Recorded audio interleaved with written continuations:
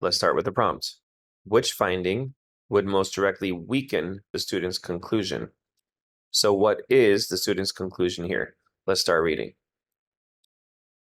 These researchers examined whether ratings of movies can predict box office success. They considered both star ratings and written reviews. To analyze the written reviews, they measured the emotionality, the degree to which a written review expresses an emotional reaction of user reviews on a movie rating site, assigning each review a score.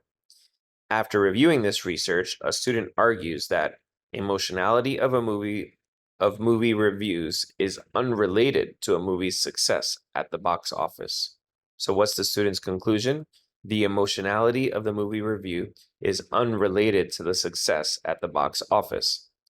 So what we have here is a double negative, and these are really big on SAT reading and writing, particularly on the verbal side.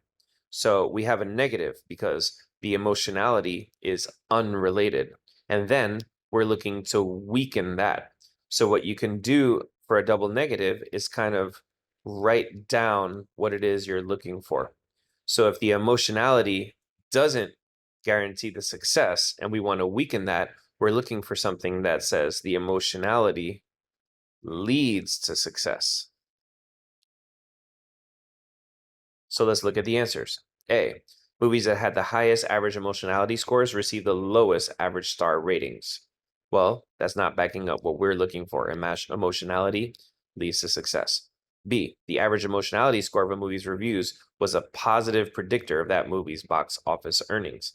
That fits. C, more than half the movies that the team examined received an average star rating of 3 out of 5. Doesn't really relate in any way. And D, the movies that were most successful at the box office tended to have a higher average star ratings. That seems to also fit. So let's see what we can do to determine the difference between B and D here. So now looking a little more closely at the text, the team measured, let's see, numeric star ratings and the written reviews. And then to measure the emotionality, they looked for an emotional reaction that's in the written review. So the star rating is just the general rating of we like this movie or we didn't like it. The written review is where they got the emotionality from. The claim that we're looking for was that the emotionality ended up causing success of the movie at the box office. So what I'm saying here is that the average star rating doesn't really apply because that wasn't where they were gathering the emotionality from. There was the numeric star rating and the written review that both had different things. We were looking for the written review that had the emotionality, and that's what B says. The average emotionality of a score's movie ratings was a positive predictor of that movie's box office earnings. So the answer here is B.